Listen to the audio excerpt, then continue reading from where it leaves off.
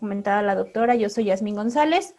Mi formación soy nutrióloga, ya más adelante verán algunos otros datos míos, pero ahorita lo importante es que comencemos con el tema. Entonces, es importante definir qué es un estilo de vida. De hecho, fue una de las preguntitas que ahorita les hacía yo aquí en el cuestionario. Entonces, me gustaría que me dijeran a alguien de ustedes, y como normalmente no somos muy participativos al principio, ¿verdad? Le voy a pedir a Carla que me diga qué piensa que es un estilo de vida como tal. Bueno, ¿sí me escuchas? Sí, claro que sí, Carla, te escuchamos. Ok. Yo creo que un estilo de vida es la forma en la que llevamos a cabo nuestro día a día, tales como actividad física o mm, cosas que hacemos para mantenernos activos o incluso de lo que comemos. Ok, Carla, muchas gracias. Pues sí, va relacionado con este sentido. Podemos definir, o más bien la Organización Mundial de la Salud, chicas, define lo que es el estilo de vida solamente como tal, sin ponerle el saludable, solo el estilo de vida, como la forma de vida, pero que además tiene una situación importante, se basa en patrones de comportamiento. Cuando hablamos de un patrón, quiere decir que es algo que se repite, ¿verdad? Y que son propiamente identificables. Además, la Organización Mundial de la Salud nos dice, bueno, estos patrones de comportamiento se van a determinar por la interacción entre varios factores. Uno de ellos son las características personales individuales, las interacciones sociales, pero además las condiciones de vida socioeconómicas y ambientales en las que una persona se desenvuelve, ¿verdad? En este sentido, podemos ver entonces, como bien decía Carla, el estilo de vida es un conjunto de actividades que puede llevar ¿quién? Una persona, que puede llevar a cabo una familia, un pueblo o un grupo social. Ajá. Entonces, este conjunto de actividades que se repiten, que son muy definidas, podemos observarlas, como bien decías, se realizan diariamente o cotidianamente o con determinada frecuencia. ¿Qué quiere decir? Que las estamos realizando constantemente. Pero además, no solamente va a ser que las hagamos porque sí, sino que también van a depender en gran medida de los conocimientos que las personas, la familia o el grupo social tengan, además de las necesidades y las posibilidades económicas dentro de las más destacables, que pueden ser otros factores, pero estas van a definir mucho cómo se van a estar llevando a cabo este conjunto de actividades como tal, ¿sale? Bueno, ahora, ya vemos aquí que cómo se define o cómo se conceptualiza lo que es un estilo de vida saludable como tal, que van a ser nuevamente este conjunto de comportamientos o actitudes cotidianas que van a tener un objetivo muy claro, y esto es mantener el cuerpo y la mente en una manera adecuada o saludable, ¿verdad? Entonces, cuando nosotros recordamos, digo, y no es el tema, pero recordamos la definición de salud de la OMS, nos habla que es esta búsqueda del equilibrio constante, ¿verdad? Entre lo que es nuestra mente y nuestro cuerpo, y que es el equilibrio entre lo bio y lo psicosocial. Actualmente se tienen algunas definiciones de salud que implican incluso la parte espiritual, implican otras cuestiones, donde la salud también ya aborda la parte de la cuestión, ¿cómo se llama?, del ambiente y demás. Entonces, la salud como tal, pues bueno, nos va a permear y va a buscar un estilo de vida saludable que se llegue a este equilibrio, que se llegue a esta búsqueda de la salud en la persona. Este estilo de vida saludable está relacionado, les decía, en varios aspectos y tiene que ver propiamente con lo que es la salud mental. Ahorita que estamos viviendo en esta situación de pandemia y que andamos aislados, se han incrementado las enfermedades mentales, o a lo mejor se han detonado algunas, como es la ansiedad, como es la depresión, ¿verdad? Propiamente. Y bueno, esto nos denota muchas cosas. Nosotros, desafortunadamente en México no tenemos la educación de asistir con el personal de salud adecuado para tratar la salud mental, pero es muy importante mantenerla también. Otro de los aspectos que implica tener un estilo de vida saludable es la alimentación. Con ello, pues también la actividad física, como bien decía Carla, Y se busca también la promoción de la salud y la prevención de las enfermedades, que es donde tiene mucho que ver los alimentos funcionales. Pero no solamente nos hablan de un estilo de vida saludable en mi casa o en la casa, sino que también, por ejemplo, el área laboral se debe de buscar mucho que también las personas estén en esta situación en un ambiente saludable. Y propiamente, si no trabajas, también, por ejemplo, en donde estudias o en donde tú te desarrollas. De ahí que han surgido muchos estudios sobre salud laboral, sobre universidades saludables, promotoras de la salud, escuelas saludables y demás. Y bueno, tiene que ver también la relación que existe con el medio ambiente, en donde yo me desenvuelvo, porque propiamente no somos personas aisladas como tal, o sea, sí estamos aislados en nuestra casa, pero no estamos solamente pues ahí en medio de la nada, sino que estamos rodeados de un contexto, estamos rodeados de un ambiente. Y bueno, también la actividad social. Como ustedes saben, nosotros somos seres que tendemos a ser sociables y tendemos a compartir, a estar rodeados de personas. Y entonces en este aspecto también es esto lo que busca un estilo de vida saludable, porque incluso se habla del uso adecuado del tiempo libre, ¿no? Del ocio, del esparcimiento, de la recreación, del darme un tiempo para respirar, para hacer incluso nada, no rascarme la barriga, ver un capítulo de una serie, ¿no? O sea, estar incluso haciendo como la contemplación, propiamente pues podría ser y forma parte de un estilo de vida saludable, porque no todo es trabajar, trabajar, trabajar, o hacer ejercicio o cuidar la alimentación, sino que también tiene que ver con esta parte de que nos debemos permitir relajarnos, ¿verdad? Bueno, entonces esto es un estilo de vida saludable. Bien, como esta parte inicial, quiero también definir qué es una conducta alimentaria. Y esta se va a definir, ¿verdad?, como el comportamiento normal que una persona presenta respecto a sus hábitos de alimentación. También tiene que ver con la selección de los alimentos que esta persona ingiere, la preparación culinaria y las cantidades ingeridas de los alimentos. Entonces, en este aspecto, bueno, esto es una conducta alimentaria, podríamos decirlo, normal. Hay algunas variantes que son las conductas alimentarias no saludables o las conductas alimentarias de riesgo, que estas llevan a que la persona ponga en riesgo la salud. Como tal, cuando estas conductas alimentarias no saludables se presentan, pues bueno, se pueden observar algunas enfermedades relacionadas con los alimentos, como lo puede llegar a ser, pues no sé, el sobrepeso, la obesidad, un trastorno de la conducta alimentaria como tal, etcétera. Entonces, bueno, una conducta alimentaria definida de esta manera, pues va a ser este comportamiento que una persona llega a tener respecto a estos puntos que yo les estoy compartiendo.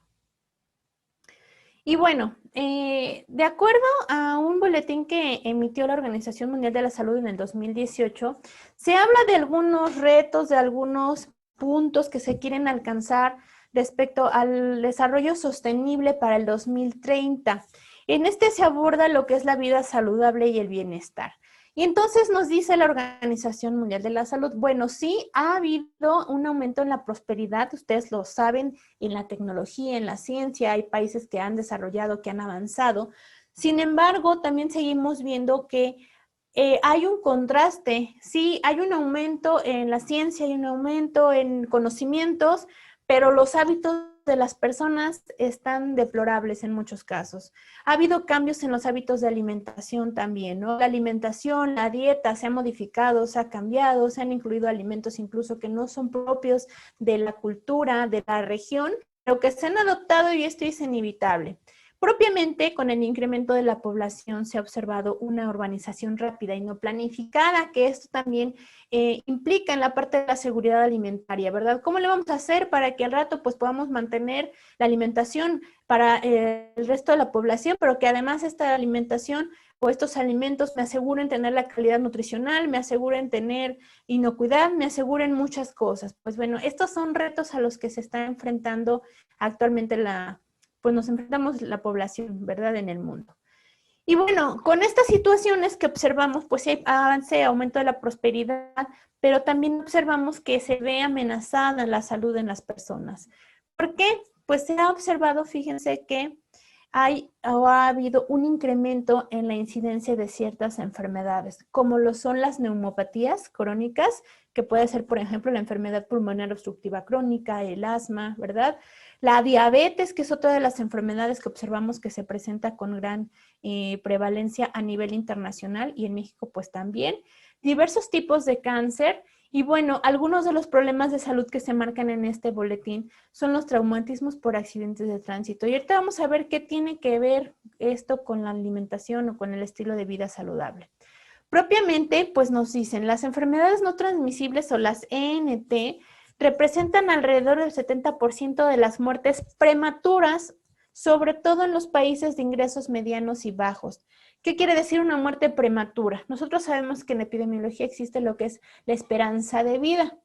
Y bueno, está la esperanza de vida saludable, ¿verdad? ¿Qué tanto yo como población, sea hombre o mujer, espero o se prevé que yo alcance a vivir, pero qué tanto yo voy a alcanzar a vivir sano, ¿verdad? Y entonces se observa que la esperanza de vida propiamente sí es mayor, o sea, vivimos más tiempo, pero desafortunadamente ahora vivimos más tiempo, pero empezamos a estar enfermos a una edad más temprana. Estamos hablando que cuando veíamos a lo mejor que hace, no sé, 30 años a algún adulto mayor le daba diabetes, estamos hablando de 65, 70 años, y dices, bueno, pues ya está grande. Pero ahora estamos observando que estas enfermedades como diabetes, como hipertensión, se están presentando en personas de 40, 50 años, que no se consideran adultos mayores. Entonces, esto quiere decir que va a haber un aumento en las muertes prematuras, y claro que sí, porque ahorita vamos a ver los datos que tenemos en México. Y bueno, ¿alguien ha visto o ha leído, o más bien sabe cuál es el instrumento, el documento que en México nos indica cómo está el estado de salud y nutrición en la población? Chicas, ¿alguien sabe? Chicas, incluyendo la doctora también. Somos chicas todas.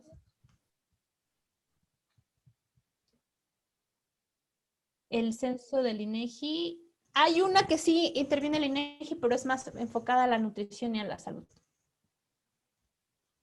¿Cuál sería? ¿Alguien sabe? ¿Le ha echado una revisada? ¿No? No se preocupen, porque les traigo aquí los datos. Bueno, son recién salidos del COMAN, porque la verdad ya tiene unos años, pero son los más recientes. Fíjense. Les voy a compartir. En salud, maestra. Es la ENSANUD, doctora, es este aspecto. Fíjense, la encuesta nacional de salud y nutrición, que pues es realizada por varios organismos, como el INEGI, el Instituto Nacional de Salud Pública y la Secretaría de Salud. Y bueno, ¿cómo andamos en México? Les quiero compartir datos, ¿verdad? Fíjense. A nosotros se nos preguntan, nos hacen encuestas, ustedes saben, encuestas alimentarias, para saber el consumo, la frecuencia de consumo de ciertos alimentos. Este reporte es un reporte que lo pueden buscar, es un reporte que es el informe de resultados, porque está toda la ENSANUD, ¿no? Así completa, incluso en esta 2018 está la ENSANUD por estados también. Tenemos la ENSANUD 2016 de medio camino, que solamente marca resultados nacionales. La del 2012 sí fue completa y la del 2018 es completa. Entonces, fíjense, la ENSANUD nos reporta estado de salud y estado de nutrición de la población mexicana por grupos de edad. Y en esta podemos observar los alimentos que se consideran o se recomiendan de consumo frecuente, o recomendable para uso cotidiano. ¿Qué quiere decir? Bueno, a lo mejor en algunos casos no se consume todos los días huevo o lácteos o carnes. Sin embargo, hay dos grupos de alimentos, y ustedes lo deben saber, que son primordiales para el ser humano y que no pueden faltar nunca. Incluso la Organización Mundial de la Salud, la FAO, y pues la bibliografía nos marca que debemos de consumir todos los días el grupo de las frutas y el grupo de las verduras. Sin embargo, podemos observar cómo en México estos alimentos que tendrían que estar al 100% en toda la población, porque así se nos indica que al menos 5 porciones entre frutas y verduras debemos consumir, observamos que en la población adulta en México, que son los que están marcados en color rosita fuerte, está oscilando en un 49.7% apenas, y las verduras un 44.9%. Fíjense cómo tiene una diferencia importante las verduras en diferencia de los adultos en la población de los niños hasta los adolescentes. Estamos viendo que los bebés de 1 a 4 años, bueno, los preescolares, alrededor del 20.2% consumen verduras, ¿verdad? Y bueno, las frutas es un poquito más, probablemente por el sabor, que es un poquito más dulce, pero si se dan cuenta, aún no llegamos a lo adecuado. Y bueno, ahí podemos observar algunos otros alimentos que, bueno, son de consumo recomendable. Pero aquí les traigo la otra parte. Consumo de alimentos no recomendables. ¿Qué quiere decir? Que estos yo ni siquiera debería de estarlos consumiendo. Probablemente, muy ocasionalmente, una vez al mes o no sé, esporádicamente. ¿Y qué números tenemos? Resulta que la población mexicana de 1 hasta 20 años y más consume más del 80%, o más bien más del 80% de esta población consume bebidas no lácteas endulzadas. ¿Qué quiere decir? Refrescos, jugos industrializados. Entonces no se nos puede, o sea, todo tiene relación y me dicen, pues, ¿por qué tenemos problemas de sobrepeso y obesidad en México? Pues porque vean las estadísticas. ¿Qué es lo que come la persona? Pues esto. Tenemos otros datos importantes, botanas, dulces y postres. No me gustan las verduras, nutrióloga, pero ¿qué tal le entro a las botanas y a los postres y a los dulces y a las golosinas? Estamos viendo que los niños y los adolescentes consumen una gran cantidad de estos alimentos. Y los cereales dulces, me dice nutrióloga, los niños deben comer cereales con azúcar extra. Pues no, esos cereales no son para los niños, ni para los grandes, ni para ninguna persona que se consuma frecuentemente. ¿Por qué? Porque contienen grandes cantidades de azúcar que observamos que estos nos están teniendo problemas o traen problemas de salud.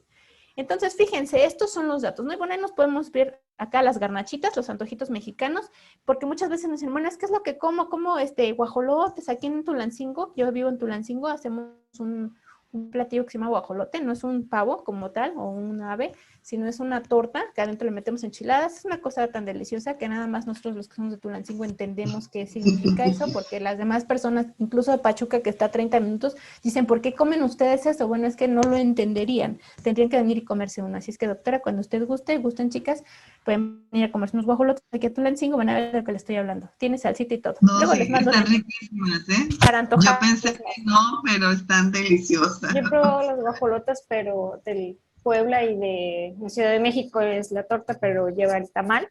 Ajá, no. Son enchiladas, ya saben, carbohidrato sobre el carbohidrato para que amacice bien el carbohidrato.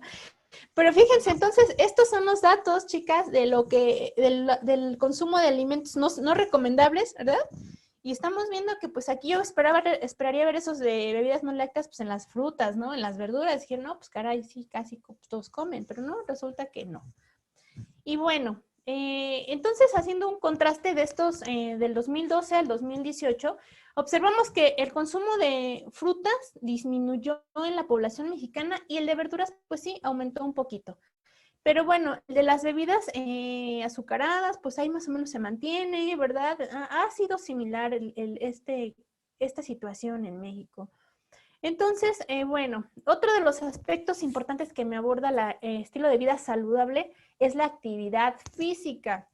Esta es la actividad física en la población mexicana de 20 a 69 años. Se consideran adultos ya.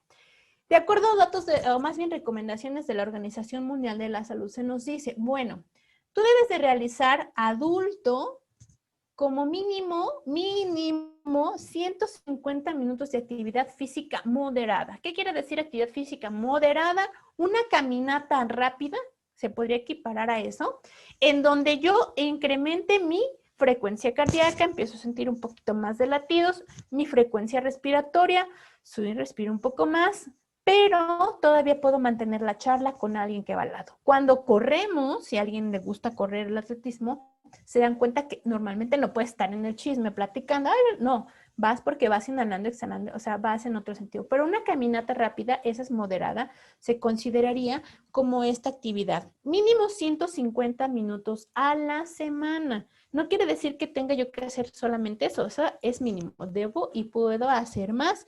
¿Cuáles son los datos que se nos marcan en esta encuesta? Resulta que el 29% de la población mexicana adulta realiza menos de esto, o sea, no llegan a los 150 minutos, ¿verdad? Estamos hablando de población sedentaria, siendo las mujeres las que presentan una mayor prevalencia en comparación de los hombres.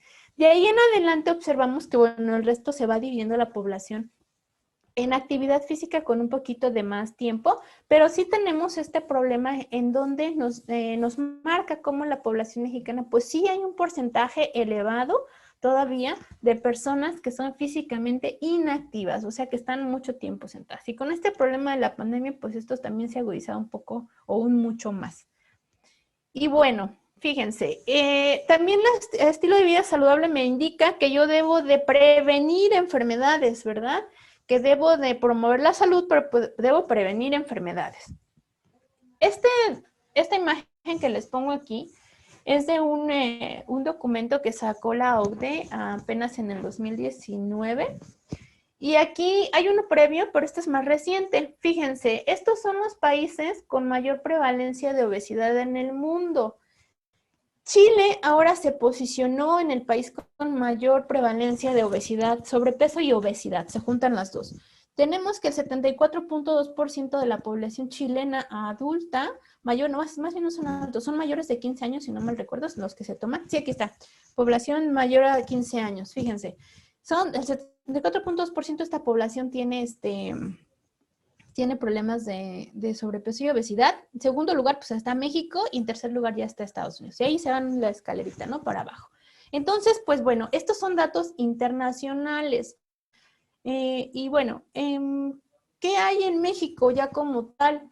Resulta que la población mexicana, de acuerdo a los niveles o diferentes edades, y comenzando con los escolares, que son de 5 a 11 años, pues se observa que, ¿verdad?, la población de este grupo está teniendo alrededor de lo que es el sobrepeso más la obesidad, de un 34.4% pasó a un 35.6%. Y dicen, bueno, bajó, ¿verdad?, aquí el sobrepeso en los niños y niñas. Pues no, resulta que ahora hay más niños con obesidad que antes. Por eso es que se ve que la barra azul pues baja, sí, pero porque la barra verde se incrementa. ¿Dónde es más común encontrar niños con problemas de sobrepeso y obesidad? Pues obviamente en las zonas urbanas, a diferencia de las zonas rurales.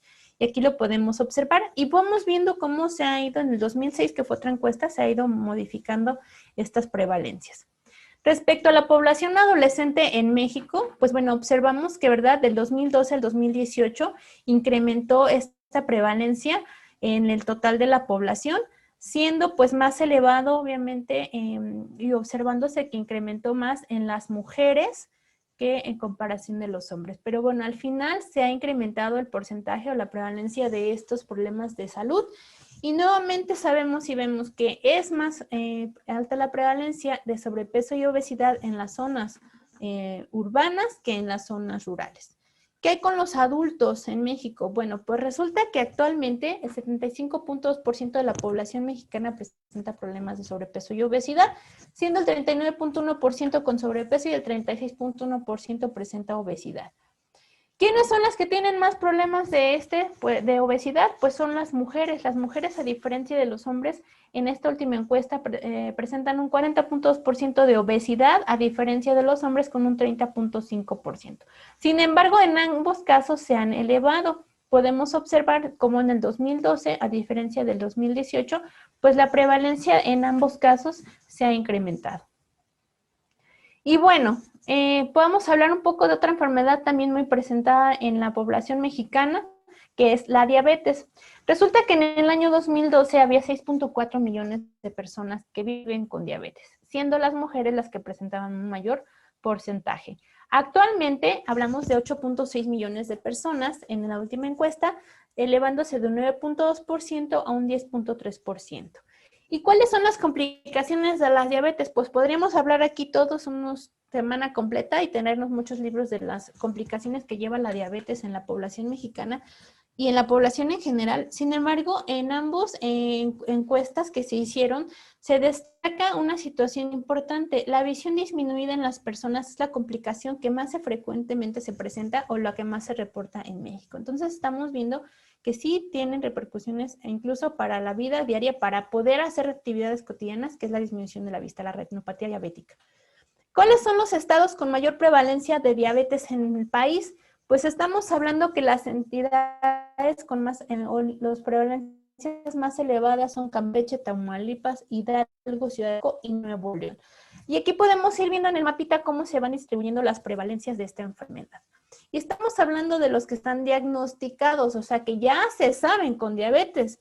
¿Por qué no tenemos más? Pues porque probablemente las personas, y no probablemente, las personas no tienen la educación de irse a hacer un chequeo o hacerse una detección. Y me dice nutróloga, es que yo prefiero no saber porque quién sabe qué, quién sabe cuánto. Señora, pues yo preferiría saber para tomar cartas en el asunto, porque si no, entonces cuando usted ya quiera atenderse va a tener problemas. Se estima que una persona que tiene diabetes, cuando se detecta o se diagnostica, ya tuvo de 5 a 9 años previamente la evolución de la enfermedad. Entonces ya llegan con complicaciones como enfermedad renal crónica, ya llegan con problemas de retinopatía diabética, gastropatía diabética, ¿verdad? Y si no, pues una hipertensión y demás. Entonces, pues sí ya llegan muy deteriorados los pacientes.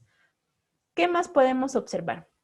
La hipertensión, como les decía, la hipertensión en la población mexicana en el año 2002 era de 9.3 millones. Actualmente tenemos 15.2 millones de personas que padecen esta enfermedad. Y pues sí, se observa un incremento de ella, ¿verdad? ¿Qué es lo que sucede con la hipertensión arterial y por qué es tan importante detectarla y diagnosticarla? Resulta que el 50% de las personas que tienen hipertensión arterial en el mundo no lo saben porque no hay sintomatología, no presenta nada o incluso las personas llegan a normalizar ciertos signos y síntomas, ¿verdad? Entonces, la mitad de la población pues no sabe que tiene hipertensión porque pues no presenta síntomas. Sin embargo, sí se habla de que entre más se va avanzando en la edad biológica, pues obviamente, fíjense, en este dato, a partir de los 50 años se ha observado que la prevalencia de la hipertensión arterial podría llegar de 18.4% hasta 26.7%, y esto se observó en las personas del grupo de 70 a 79 años de edad, y sí es una diferencia importante. Y dirían, bueno, es que de 70 años pues ya estás viejito. Mi abuela, que tengo la dicha de que viva aún, tiene 86 años y todavía está aquí y todavía hace muchas actividades. Entonces dices, bueno, o sea, tampoco está tan lejano. Y les digo, la población está viviendo más años, pues sí, pero está viviendo también enferma. Entonces, esto al final, y como en este documento que les decía de la UDE que al final salió, habla de un impacto económico, no solamente la cuestión de salud, sí, pero también hay un impacto económico. Y yo les digo a mis alumnos de la universidad, ¿saben quiénes van a solventar esos gastos de salud el día de mañana que ya no haya el servicio público, que ya no haya la seguridad social? Porque es a lo que tiende, va a colapsar el sistema, pues ustedes les van a pagar las enfermedades a sus papás, a sus abuelitos o a ustedes mismos. Entonces, sí es un problema que me implica o me impacta a mí como persona joven, ¿verdad? En la que tengo que tomar cartas en el asunto. Bueno, entonces fíjense, esos son algunos datos. La hipertensión, ¿cuáles son los estados con mayor prevalencia? Tenemos a Campeche, Sonora, Veracruz, Chihuahua y Coahuila. Son los que tienen más prevalencia de hipertensión arterial en su población, ¿sí? O sea, estamos hablando de, en este caso, unos del norte y hay unos del centro y del sur. Y bueno, también se habla o se hizo un levantamiento de las dislipidemias o la concentración o la elevación en la concentración de colesterol y triglicéridos en la población. Y aquí tenemos datos importantes. Pues bueno, me dicen, ¿quién sí se hizo sus estudios de triglicéridos y colesterol? Sí, pues estuvieron normal. Ya vimos que el 32.7% en el 2018 entre hombres y mujeres. ¿Quién sí se lo tomó y estuvo alto? 19.5%. Y dices, bueno, pues ahí no tanto. Resulta que sí, pero no, fíjense.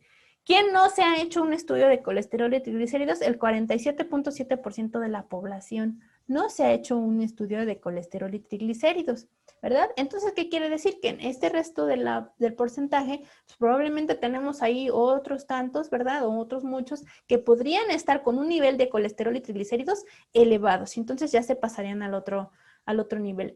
Este es el número entre colesterol y triglicéridos elevados. ¿Qué observan? Pues obviamente las mujeres son las que presentan en este último levantamiento una prevalencia más alta de la elevación de la concentración de estas lipoproteínas.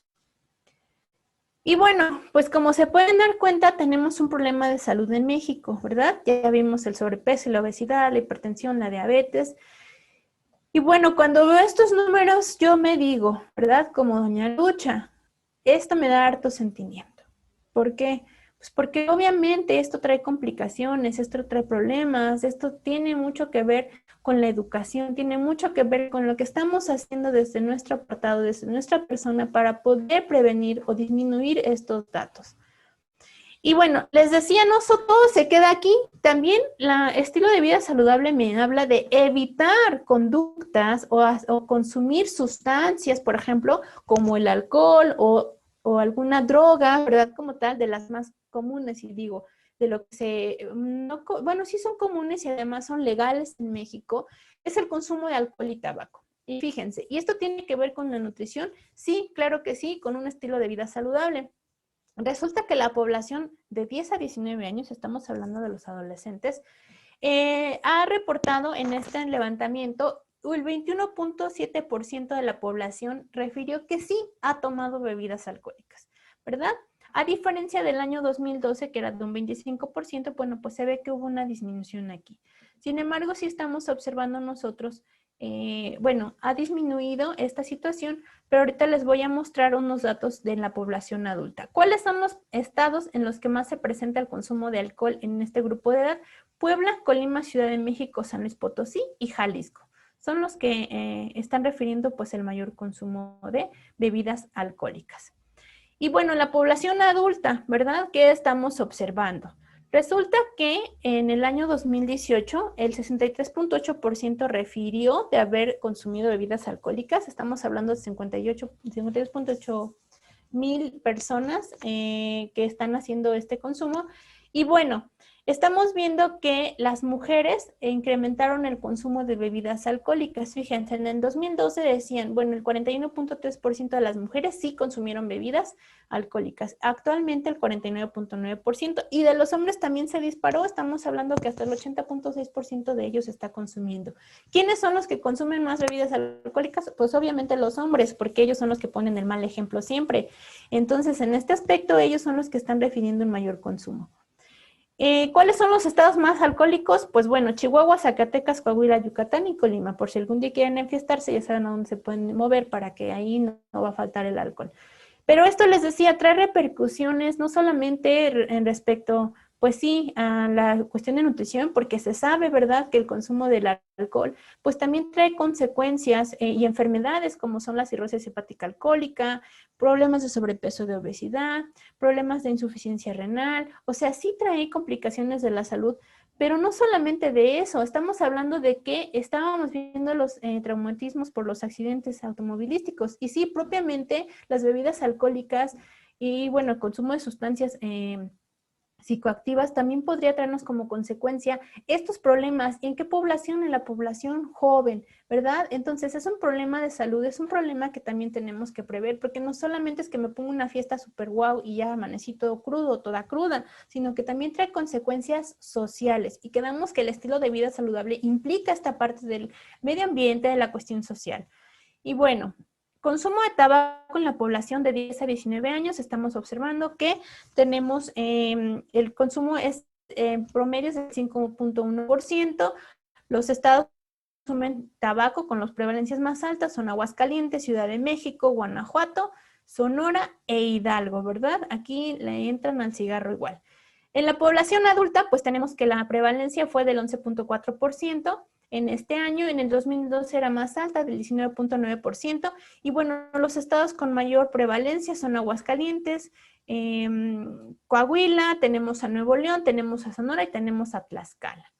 Ya respecto a en la población en general, se estima que el promedio de cigarros que fuma una persona al día son de 7.1 en los mexicanos, siendo más alto en las mujeres. ¿Y esto qué tiene que ver con la nutrición también?